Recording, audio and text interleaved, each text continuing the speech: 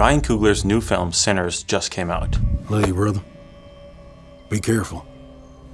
I will. And aside from having one of the craziest Rotten Tomatoes scores I've ever seen for a horror movie, let alone just a movie in general, it also changed IMAX film history, becoming the first film ever shot simultaneously on Ultra Panavision 70 and IMAX 65mm film cameras. And I'm gonna link to Kodak's video with Coogler below because I think if you're interested in this sort of aspect ratio film history stuff, then I think you'll find that video really interesting with all the ratios and projection styles that it's showing it.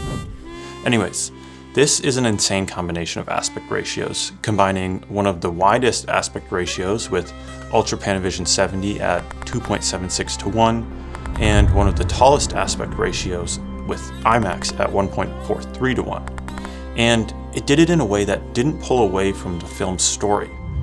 But to really get to the full story of IMAX, we need to go back a few decades.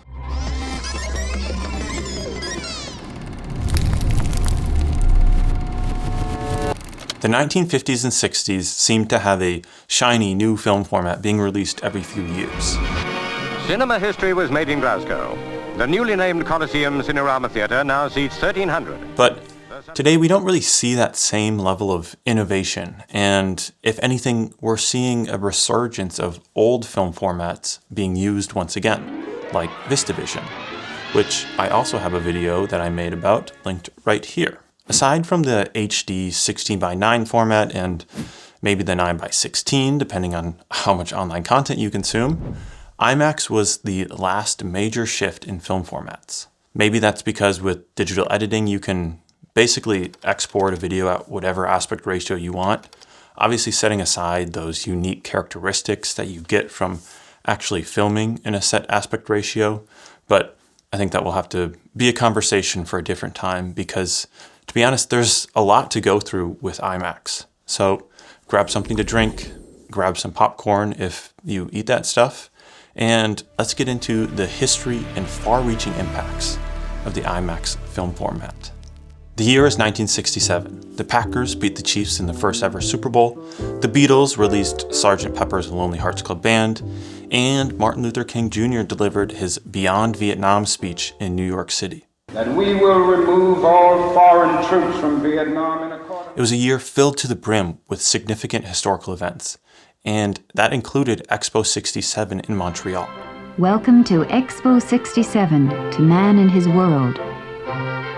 At the event, Graham Ferguson and Roman Kreuter, who were both working on these multi-projector, multi-screen systems, released experimental films, working to push the film industry into grander directions. Ferguson showed Man in the Polar Regions, and Kreuter showed In the Labyrinth. Now, neither of these multi-projector systems achieved mainstream success, but they both believed that there had to be a better way to accomplish their goals of a multi-projector, multi-screen system, and decided that they would have better luck finding that solution if they worked together. And along with Robert Kerr, who had known Ferguson since childhood and helped create Man in the Polar Regions, the three created the Multiscreen Corporation. The name soon changed to IMAX after an attorney told them that they'd never be able to trademark multiscreen as it was too descriptive. IMAX's chief administration officer, Mary Ruby, was even quoted saying, "Although many people think IMAX is an acronym, it is in fact a made-up word." And it's thought to be pulled from the idea and phrase image maximum. After adding William Shaw to the group in 1968, they obtained funding for a joint venture film project for Expo 70 to be held in Osaka, Japan. Another quick side note, actually William Shaw, Robert Kerr, and Graham Ferguson were all classmates at the Galt Collegiate Institute, so they'd known each other for a pretty long time at this point. This project would be the first IMAX film ever produced, called Tiger Child, and was directed by Donald Britton. But a lot had to happen between the founding of IMAX in 1967 and their first official show at Expo 70. First, they needed funding for this daring new venture. To do this, they convinced a Japanese delegation that went to Expo 68 that their new company was worth an investment from Fuji Bank. They quickly furnished offices that were actually just rented out solely for the investment group to tour in New York City and in Montreal, and the ruse worked. They got the funding that they needed to produce the equipment for and the production of the first IMAX film. They also failed to mention that the final tour for the Japanese group was, in fact, of the National Film Board of Canada's facility where Kreuter had worked, and wasn't actually an IMAX facility. They were grifting pretty hard. The next big hurdle was to get an actual working camera and projector for the film. I mean, without those key pieces of revolutionary equipment, their dream was basically dead in the water. I'm sorry! The camera was built by Jan Jacobsen, who, after building a 3D camera system for MGM, was tasked with finding a way to make a camera that could handle the huge lengths of 65mm film running horizontally at nearly 2 meters per second. He actually completed the camera in just 10 weeks with the solution of a double set of pull-cross claws, each moving 7.5 frames. The camera was a marvel of ingenuity and engineering, but they were still left with another problem. They had a camera to record the images, but no projector to project them onto an actual screen. Jan came in clutch for that as well, because he knew of an Australian inventor named Ron Jones who had created the mechanisms for a rolling loop projector. The story goes that in 1964, Ron Jones, a precision mechanical engineer, was grappling with the idea of how to improve the quality of X-ray images, and while sitting in heavy traffic while driving home from work, an idea came to him. By noon the next day, he was able to verify the basic concepts of a rolling loop film transport system that was suitable for 70mm film. He had the foresight to recognize that 70mm film provided greater picture quality and would be useful, and so decided to patent his design in the United States as a new delivery mechanism for film projection. This happened to be exactly what the group at IMAX needed, and they bought his patent for use for projecting their new film at Expo 70. But before we continue with the history of the film format, I think we should go over exactly what IMAX is. Now, historically, it's a large film format that uses 65mm film that's run sideways through a camera, similar to the way VistaVision works.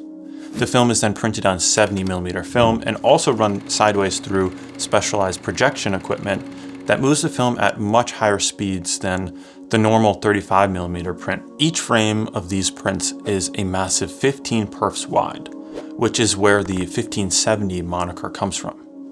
It's also projected at an extremely unique 1.43:1 ratio, one of the defining factors of the format. However, as the company aged into our modern world, it's become more of a multifaceted corporation that specializes in camera technology, projection, optimized and immersive sound, and a wide range of unique large screens, along with the specialty film format that they started with. Now, I know what you're thinking. John, this is a lot about cameras and screens and all, but what about sound? And you're right. The IMAX Corporation spent a lot of time dialing in the sound for their theaters, just like Upbeat does with their royalty-free music and sound effects for your next video project. Upbeat has a huge library of high-quality, royalty-free music and effects created by real artists playing real instruments. In fact, the music and sound effects that you've heard throughout this video are all from Upbeat. And to top it all off, they just released their motion graphics library with easy-to-use drag-and-drop assets that are also used within this video. Upbeat's annual plans are 20% off compared to the monthly payment plan and are super affordable compared to the other catalogs. And I've pretty much tried them all. They also let you support real artists and designers, something that I think is really important in this new age of AI.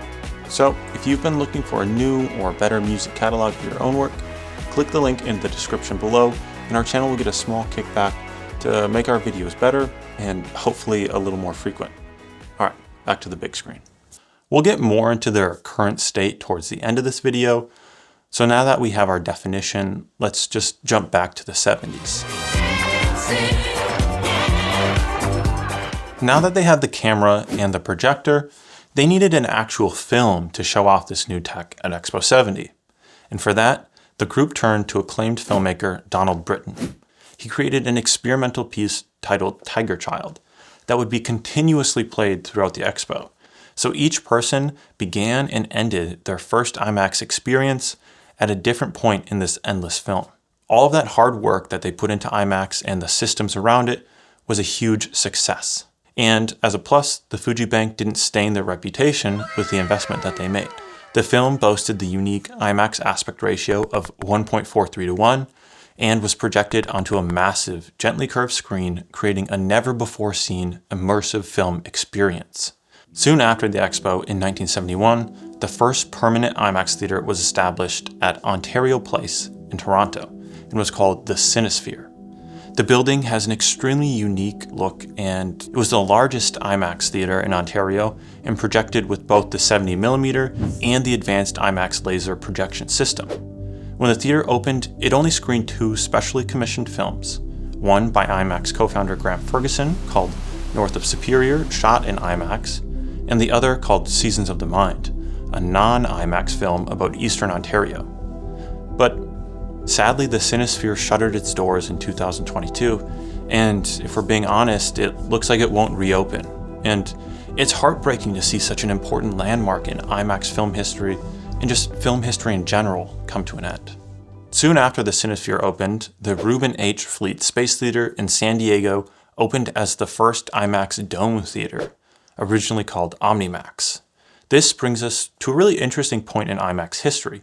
You see, when IMAX was first emerging as a new format, it was too expensive to be used in Hollywood, where the profitability of a film was paramount. And the expense of shooting in IMAX, along with the logistical challenges of using such massive cameras, pushed the format towards more specialty applications, being used mostly for documentaries in institutional venues like museums and science centers. And this is actually where I first experienced IMAX. The Minnesota Science Museum actually has an IMAX dome called the Omni Theater. Now it's a digital laser dome with only 3 others like it in the world. And I remember going there as a kid on a school trip and watching a film about whale migrations. And it was one of the most magical film experiences I had as a child.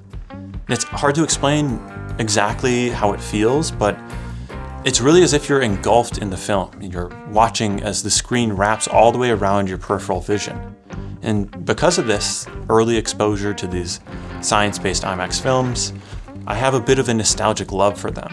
But the format didn't stop as just one showcasing the wonders of the world in a larger-than-life scale, because the ever-hungry Hollywood beast eventually had IMAX in its sights.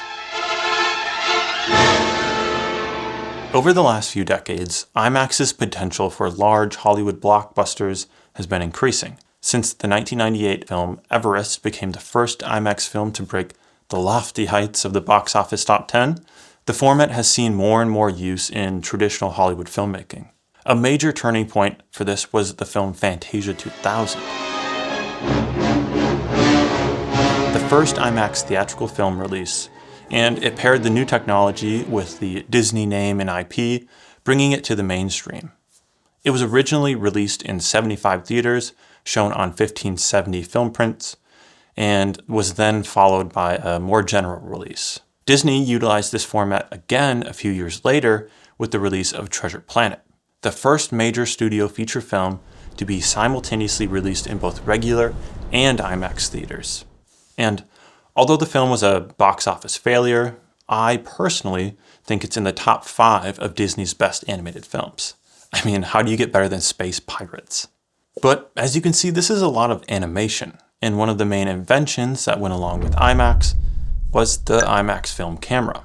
So what was going on in the world of IMAX live action during the early 2000s? Well, aside from the science and documentary films, in 2002, the 1995 film Apollo 13 was remastered in IMAX, becoming the first film shot on 35mm to be remastered in IMAX using IMAX media remastering technology, often called IMAX DMR. This was a huge development for the company because it meant that films that were already shot in 35mm could be released in IMAX, and the future films could have IMAX releases without being made on the expensive 65mm film. But this also brings up a central question relating to IMAX today, which is, what is a true IMAX film? And we'll circle back around to that question with my personal opinion along with some more information so you can make your own decision. But just keep that question in mind as we kind of continue moving forward. As we move forward in time, we see a lot of IMAX DMR with films like The Matrix Revolutions, released in 2003, which was the first worldwide DMR release. And soon after, we begin to see IMAX 3D DMR released, starting with my favorite Christmas horror movie, The Polar Express. Just like me, my friend. A Scrooge! As the early 2000s roll by, we continue to see a lot of movies released in IMAX. But before I get into IMAX's slow move into live-action Hollywood blockbusters, I want to talk a little bit about IMAX's projection technology. The giant screens and the 1.43:1 aspect ratio is probably what the IMAX format is most known for. And I bet that if you ask most casual moviegoers, their description of IMAX would be something about these large screens. To fill these large screens, you obviously need high-res film, but you also need incredibly precise projection technology. And for a long time, actual 70mm film prints were used to show these films.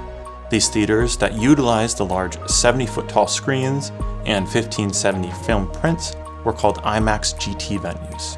And these screens and projectors were also used for showing IMAX DMR films, but they didn't utilize that 1.43:1 ratio. Even so, the giant screens became the premium way to see a film at the theater. But printing onto 70mm film and shipping these giant reels across the world was costly.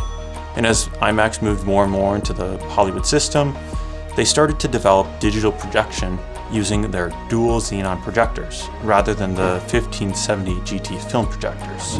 These new projectors also only projected at 1.90:1, which is a lot shorter than the aspect ratio IMAX was originally known for. As time went on, the dual xenon projectors became more and more popular in venues that were dubbed LIMAX, since it was pretty easy to convert an existing theater and screen into this format, and then more theaters could utilize the name IMAX. Part of it is branding and just trying to get more people into the theater to see these movies. The IMAX Corporation, recognizing the shift to digital and the desire to keep the 1.43:1 viewing experience alive, created new projection systems using dual laser technology that allowed for a digital 1.43:1 projection while also maintaining the high quality standards that they have. But as with all high-end new tech, the system was really expensive and very few theaters purchased these projectors. So IMAX created another single-layer digital projection system that offered a brighter image and better contrast than the dual xenon projectors, but this was still limited to that 1.90:1 aspect ratio. So finding a theater that can actually project the 1.43:1 aspect ratio is pretty difficult unless you're lucky enough to live in one of the few cities that actually have them. Here in Minnesota, we don't actually have a theater that can project it, and the closest one is in Missouri. So it kind of sucks, but we are also lucky enough to have that IMAX Dome theater at our Science Museum, so I guess I'll be happy with just that. To wrap this whole section up, there are a lot of different projection combinations out there today, but know that most of them won't actually show the 1.43:1 ratio, and even fewer of them will actually show the 1570 film prints. So if you have the opportunity to go see a film in that original IMAX GT venue 1.43 aspect ratio with actual 70mm film, I mean, you should really take advantage of the opportunity. Now, this wouldn't be a video about IMAX if I didn't talk about my brother's favorite director, Christopher Nolan. He has done a lot to push the use of IMAX 65mm film cameras into the blockbuster landscape. In fact, it's not until Christopher Nolan's The Dark Knight that we begin to see true IMAX 1570 film prints in a mainstream feature film, with 28 minutes of the footage in an expanded 1.43:1 aspect ratio for those IMAX GT venues. This was a monumental shift in the IMAX landscape, and I really think it introduced a lot of regular moviegoers to what the full impact of IMAX that was shot using IMAX film cameras could be.